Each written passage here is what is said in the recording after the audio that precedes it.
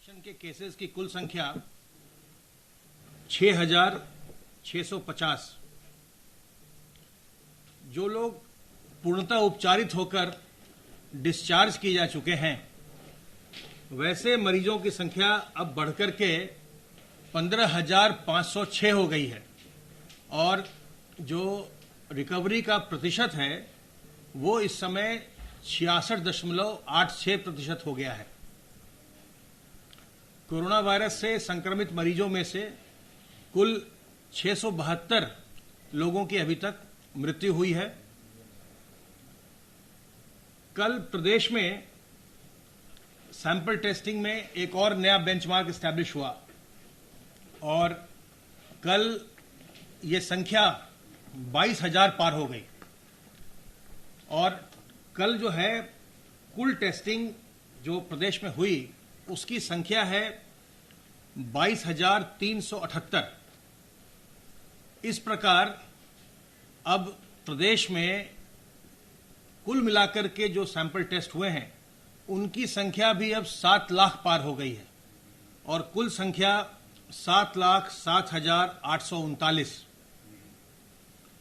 कल प्रदेश में 5-5 सैंपल के 1,727 पूल्स लगाए गए, जिसमें से 164 में पॉजिटिविटी देखी गई और 10-10 सैंपल के 207 पूल लगाए गए, इनमें 22 में पॉजिटिविटी देखी गई। आरोग्य सेतु ऐप में जिन लोगों को अलर्ट जनरेट हुए हैं उनमें से 94,581 लोगों को अभी तक फोन कॉल करके उनका हालचाल पूछा जा चुका है। इस समय आइसोलेशन वार्ड्स में रखे गए मरीजों की संख्या 6,806, जिनका इलाज विभिन्न चिकित्सालयों और चिकित्सा महाविद्यालयों में किया जा रहा है। फैसिलिटी क्वारंटाइन में रखे गए लोगों की संख्या इस समय 5,299। आशा वर्कर्स के द्वारा अब तक 19,19,033 माइग्रेंट वर्कर्स की ट्रैकिंग उनके घर जाकर के की गई है, उनका हालचाल पूछा गया है और उनको जो संक्रमण से बचने के तरीके हैं, जो सावधानियां हैं, उनको बताया गया है, जानकारी दी गई है। अब तक इनमें से जो आशा वर्कर से ट्रैक किया 19 लाख से ज्यादा लोगों को, उनमें से 1700 लोग किसी न किसी लक्षण वाले मिले और उनके सैंपल लेकर के उनकी जांच की जा रही है। अब तक 1262 लोगों के परिणाम आ गए हैं इनमें से, जिसमें से 231 पॉजिटिव और 1031 नेगेटिव है। सर्वेलेंस के कार्य के अंतर्गत अब तक 23,823 इलाकों का सर्वेलेंस किया जा चुका है, जिसमें 9,068 हॉटस्पॉट के इलाके और 14,755 नॉन हॉटस्पॉट के इलाके हैं। इनमें 1,50,522 टीम दिवस के माध्यम से 1,10,40,863 घरों का सर्वेलेंस किया गया और इसमें 5 करोड़ से अधिक लोग रहते हैं। जो एज का डिस्ट्रीब्यूशन है, जो लोग संक्रमित हुए हैं उनमें जो 0 से 20 साल तक के उम्र के लोग हैं उनका प्रतिशत 17.03 17.03% लोग हैं जो 0 से 20 एज ग्रुप के हैं। 21 से 40 साल के एज ग्रुप के लोग 50.25%, सबसे बड़ा ग्रुप यही है 21 से 40 साल वालों का। इसमें 50.25% लोग संक्रमित हुए हैं इस ग्रुप के और 41 से 60 का जो एज ग्रुप है, इस एज ग्रुप के 25.57% लोग संक्रमित हुए हैं। बुजुर्गों की ओर हम बार बार ध्यान दे रहे हैं, आपके माध्यम से भी अनुरोध कर रहे हैं और आपका मीडिया का भी हम धन्यवाद करना चाहते हैं कि आपने भी बहुत ज़्यादा जागरूकता उत्पन्न की है लोगों में। परंतु जो बीच में हमारा ये प्रतिशत बुजुर्गों का 6% के आसपास आ गया था, इस समय संक्रमित लोगों में से 60 साल से अधिक उम्र के जो कुल संक्रमण में से वो 7.15% उनका हिस्सा है। पुरुषों का हिस्सा कुल संक्रमित लोगों में से 72.22% और महिलाओं का 27.78%। एक बार पुनः मैं आपके माध्यम से लोगों से अनुरोध करूं कि अगर संक्रमण किसी में आता है तो अपने अंदर वो हीन भावना बिल्कुल न लाए। संक्रामक बीमारी किसी को भी हो सकती है, इसलिए किसी प्रकार की हीन भावना मत लाइए, इसे छुपाइए मत, सामने आइए, अपना इलाज करवाइए, जांच करवाइए। जांच और इलाज की व्यवस्था निःशुल्क है। अगर संक्रमण पाया जाता है तो आपका इलाज निःशुल्क करवाया जाएगा, इसलिए आप अपने मन में कोई भी हीन भावना मत लाइए। और अगर आपको लक्षण आए, खांसी हो, सांस फूले, ज्वर है या कुछ और भी लक्षण है, जैसे बिल्कुल जो गंध है, गंध समाप्त हो जाए या स्वाद समाप्त हो जाए, आप किसी की महक नहीं पहचान पा रहे हैं, तो वो भी एक लक्षण है। तो अगर इस तरह के लक्षण आए तो तत्काल नज़दीकी सरकारी अस्पताल में संपर्क करिए, अपनी जांच करवाइए और जांच करवा करके अपना इलाज करवाइए। और जो बुजुर्ग हैं, जो छोटे बच्चे हैं, गर्भवती महिलाएं हैं और जो पहले से कमज़ोर लोग, बीमार लोग हैं, जिनको डायबिटीज़ है, हाई ब्लड प्रेशर है, किडनी की बीमारी है, कैंसर है या लिवर की बीमारी है, हार्ट डिजीज़ है, इन लोगों को संक्रमण से बचने का पूरा प्रयास करना चाहिए। इनको बहुत सावधानी बरतनी चाहिए। और जो लोग, बाकी के लोग भी हैं जिनको जानकारी हो इनके बारे में, इनकी बीमारी के बारे में, या जैसे जो बुजुर्ग लोग हैं, उनसे दूर रहें, हम उनसे दूर रहें ताकि वो संक्रमण से बचे रहें। और संक्रमण से बचने के लिए याद रखिए, साबुन पानी से अपने हाथ को हमेशा धोते रहिए। कभी भी सार्वजनिक स्थलों में जाइए, अपने मुंह और नाक को मास्क, रुमाल, गमछे, दुपट्टे से कवर करिए। और कहीं भी जाइए, लोगों से 2 गज की दूरी बनाइए। 2 गज की दूरी बनाए रखेंगे तो संक्रमित होने की संभावना, आशंका नहीं के बराबर रहेगी। अब मैं अनुरोध करूंगा अपर मुख्य सचिव गृह से।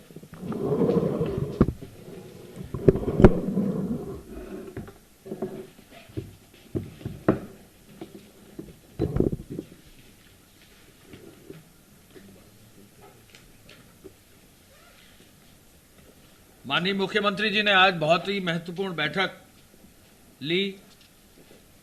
आज पूरे कोविड अभियान के अंतर्गत उन्होंने न केवल कोविड अभियान का, लेकिन संचारी रोग का पूरा जो कार्यक्रम है, वृक्षारोपण का जो पूरा कार्यक्रम है, स्वच्छता का जो अभियान पूरा चलाना है, इस संदर्भ में भी विस्तृत चर्चा सभी वरिष्ठ अधिकारियों से की है।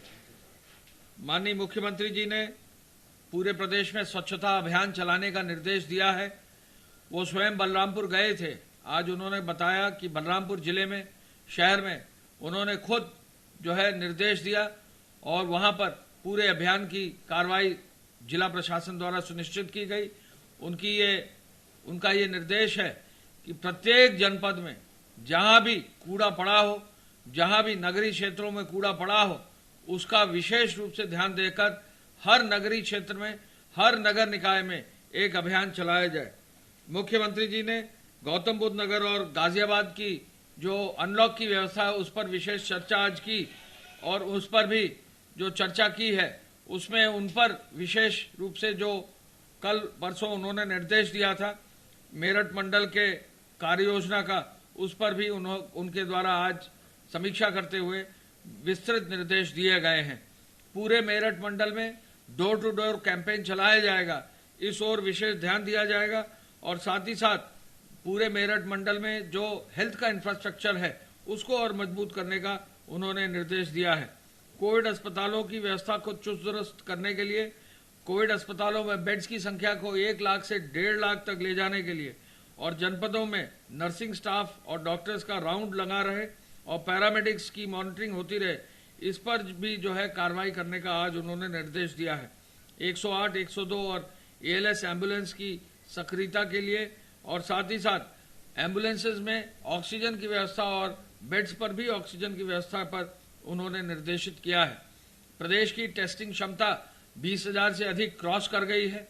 अब आगे लक्ष्य 25,000 का माननीय मुख्यमंत्री जी द्वारा दिया गया है। इसमें भी वृद्धि की संभावना को देखते हुए ट्रूनेट मशीन्स और रैपिड एंटीजन टेस्ट मशीनों की पूरी क्षमता से संचालित करने का उन्होंने निर्देशित किया है। प्रदेश में आज जो है कल के 24 घंटे में 22,378 नमूने जांच किए गए। ये एवर हाईएस्ट नंबर है और पूरे देश में अग्रणी राज्यों में उत्तर प्रदेश टेस्टिंग में आ गया है। ये इस ओर इंगित भी करता है। 17 निजी प्रयोगशालाएं भी काम कर रही हैं और व्यापक रूप से जो टेस्टिंग की लैब्स हैं इस पर कोविड केयर फंड से इन्वेस्टमेंट करके मजबूती से इस कार्य को आगे बढ़ाया जा रहा है। हेल्प डेस्क की स्थापना पर भी, कोविड हेल्प डेस्क की स्थापना पर भी आज मुख्यमंत्री जी द्वारा रिव्यू किया गया। मुझे बताने में खुशी है कि पिछले एक सप्ताह के अंदर हर पीएचसी और हर सीएचसी पर यानी 3,441 पीएचसी और 853 सीएचसी पर स्वास्थ्य विभाग द्वारा कोविड हेल्प डेस्क की स्थापना कर दी गई है और यहाँ पर पल्स ऑक्सीमीटर, यहाँ पर इंफ्रारेड थर्मामीटर, मास्क, ग्लव्स और सैनिटाइजर्स की पूरी व्यवस्था और स्क्रीनिंग की व्यवस्था और एक फर्स्ट रिस्पांस देने की व्यवस्था भी कर दी गई है। इसी के साथ साथ कोविड हेल्प डेस्क थानों पर, इसी के साथ साथ कोविड हेल्प डेस्क तहसीलों पर, ब्लॉक्स पर, जनपद मुख्यालय पर, प्राइवेट हॉस्पिटल्स पर भी करने का निर्देश दिया गया है। मुझे बताकर खुशी है कि कुछ जनपदों में अच्छा काम हुआ है।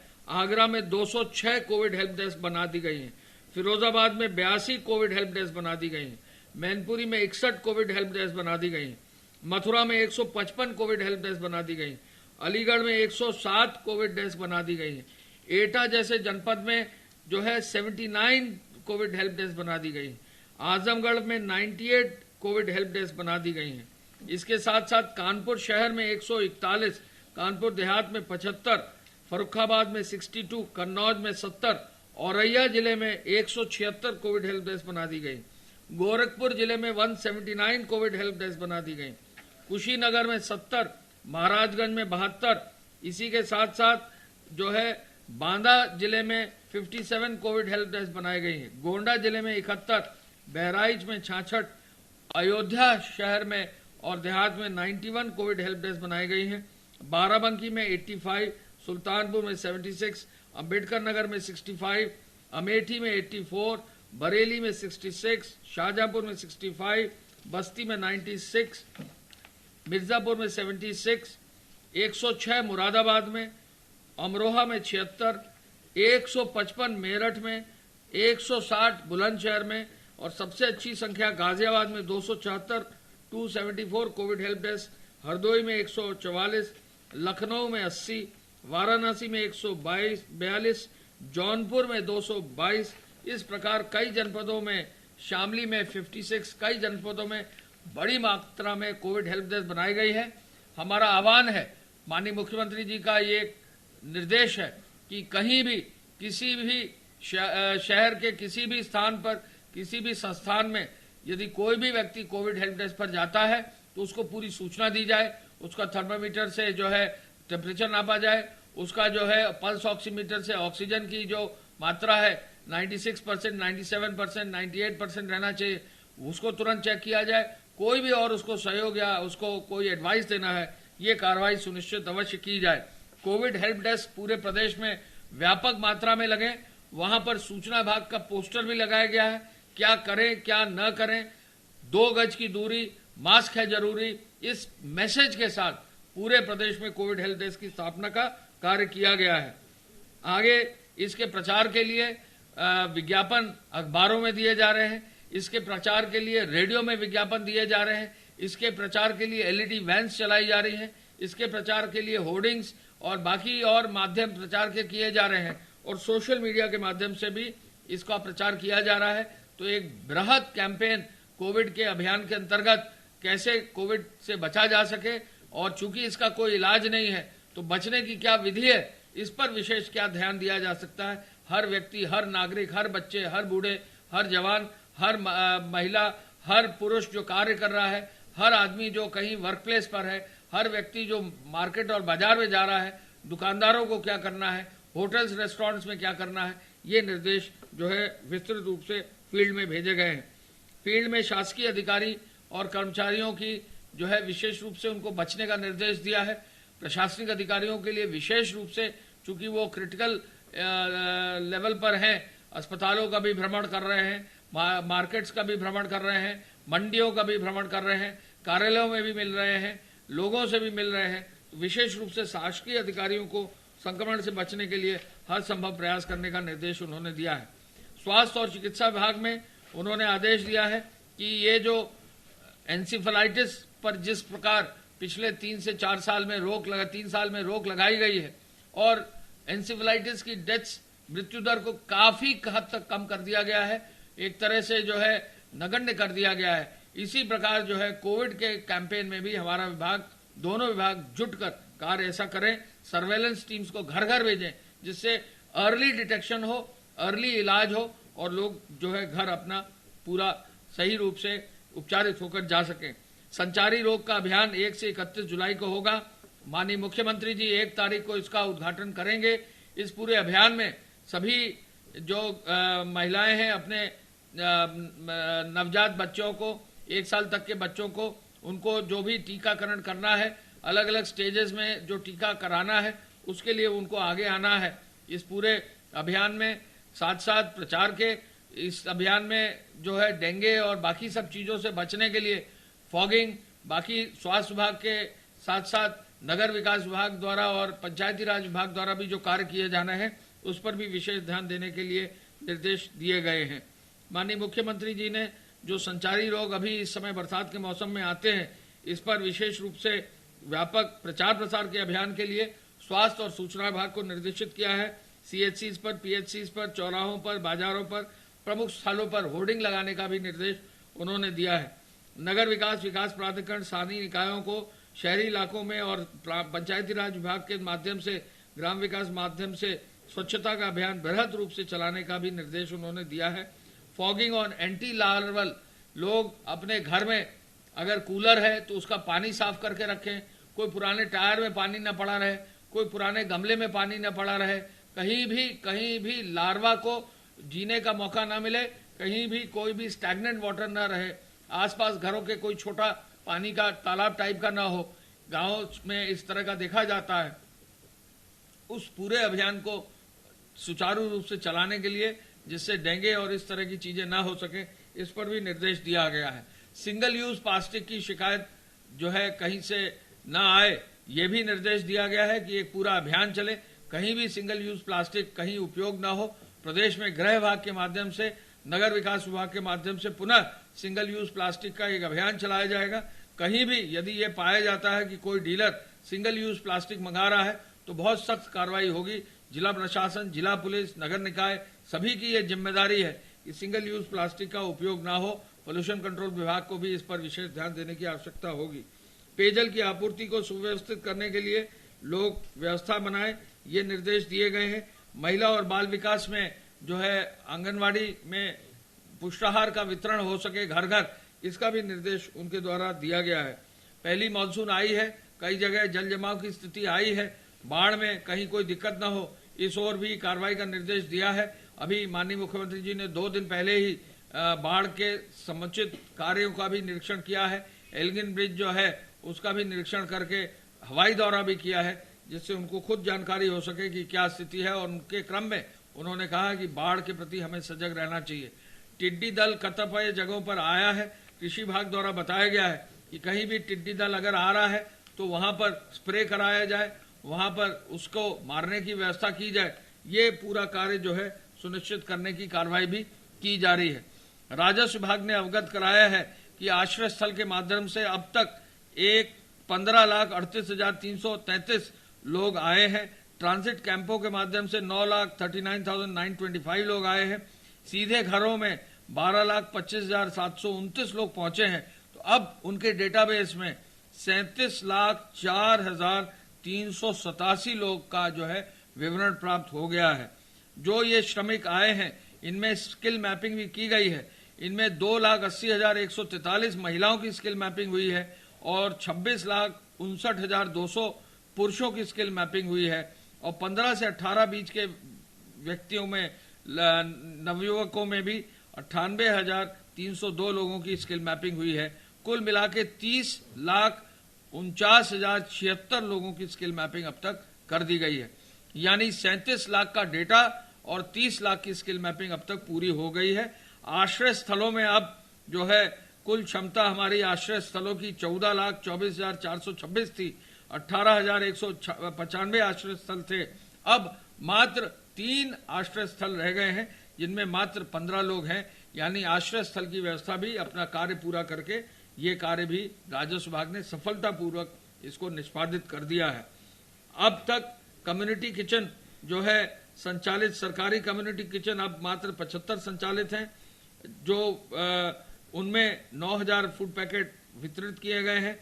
गैर सरकारी 14 संचालित इस समय है। 4,506 फूड पैकेट स्थापित भेजे गए हैं। अब तक 6,58,83,868 फूड पैकेट पूरे अभियान में प्रदेश में बांट दिए गए हैं। इसके साथ साथ जो कैदी छोड़ने का मामला है, 17,992 कैदी अब तक छोड़े गए हैं। 53 अस्थायी कारागार बने हुए हैं, अब जिनमें 3,275 भारतीय और 63 अब विदेशी कैदी जो है हमारे अस्थायी जेलों में हैं। बच्चों को भी 739 जुवेनाइल जस्टिस बोर्ड द्वारा छोड़ा गया है। 75 जनपदों में 2,752 हॉटस्पॉट चिन्हित करके 823 थानों में 9,01,259 मकानों में 65,45,000 व्यक्तियों को चिन्हित किया गया है। इन हॉटस्पॉट्स में पूरी व्यवस्था जो है ये की जा रही है कि वहां पर जो भी सप्लाई है उसको कायदे से और सही रूप से संपादित किया जा सके। अब तक 1,660 ट्रेनें आ चुकी हैं। 82 ट्रेनें हमारे प्रदेश से ईंट भट्ठा के मजदूरों को लेकर जा चुकी हैं। कल यानी 28/6/2020 को 5,773 बसें चली हैं, जिनमें 7,05,927 लोग यात्री जो है रोडवेज की बसेस से चले हैं। इसके साथ साथ फेक न्यूज पर विशेष रूप से अभियान सूचना विभाग का जारी है। 29 जून को जो अब सूचना आज की आई है, 5 मामले हैं, जिनमें ट्विटर के 5 मामले हैं, फेसबुक के 6 मामले हैं और सभी 11 मामलों में साइबर सेल को रेफर किया गया है। कुल मिला के 326 मामले ऐसे हैं जिनमें साइबर सेल को रेफर करके फेक न्यूज पर कार्रवाई करने की भी अग्रिम जो व्यवस्था है वो सुनिश्चित की गई है। मैं पुनः इस अवसर पर कहना चाहूंगा कि पूरे प्रदेश में जो है व्यापक रूप से कोविड हेल्प डेस्क की स्थापना की जा रही है। मैं ये भी बताना चाहूंगा कि कल माननीय मुख्यमंत्री जी बुंदेलखंड के दौरे पर रहेंगे। बुंदेलखंड में जो है हर घर नल की योजना, भारत सरकार का जो पेयजल का मिशन अभियान है उसके तहत वो भ्रमण पर रहेंगे। मोठ तहसील के गांव में जाएंगे। लगभग 12 बजे के बाद का ये कार्यक्रम होगा। मुख्यमंत्री जी स्वयं मौके पर एक स्थान पर कार्य शुरू करके लगभग 12-13 अन्य स्थानों पर गांव में लगभग 2,100 करोड़ से अधिक की योजनाओं का शुभारंभ कल करेंगे। बुंदेलखंड क्षेत्र में ये पहला चरण है पेयजल योजना का। इसके बाद विंध्य क्षेत्र का योजना बनेगी। इसके बाद एंसेफेलाइटिस से जुड़े हुए क्षेत्रों की योजना पेयजल की बनेगी और चौथे चरण में जो फ्लोराइड अफेक्टेड एरियाज हैं उनकी योजना बनेगी। तो कल लगभग 2,100 करोड़ से अधिक की योजनाओं का शुभारंभ माननीय मुख्यमंत्री जी करेंगे। जो जल शक्ति मंत्री जी हैं डॉक्टर महेंद्र सिंह साहब, वो स्वयं वहां मौके पर मौजूद रहेंगे। भारत सरकार के जल शक्ति मंत्री जी गजेंद्र सिंह शेखावत साहब वहां मौके पर रहेंगे। वहां पर स्वतंत्र देव जी वहां पर मौके पर रहेंगे। वहां पर स्थानीय जो माननीय मंत्रीगण बुंदेलखंड क्षेत्र के हैं, माननीय सांसदगण हैं, माननीय विधायकगण हैं, अन्य जनप्रतिनिधिगण हैं, वो भी वहां रहेंगे। और ये एक बड़ा अभियान बुंदेलखंड क्षेत्र में रहेगा। बुंदेलखंड प्यासा न रहे, बुंदेलखंड में जो है पेयजल की सही और समुचित व्यवस्था हो सके, स्वच्छ पेयजल मिल सके, ये पहला बड़ा अभियान बुंदेलखंड क्षेत्र के लिए हो रहा है। इस पर विस्तृत रूप से विवरण दिया जाएगा और किस रूप में जल शक्ति विभाग इस कार्य को आगे बढ़ाया जा रहा है, ये विवरण भी अलग से प्रेस नोट में आपको उपलब्ध करा दिया जाएगा। धन्यवाद। जय हिंद।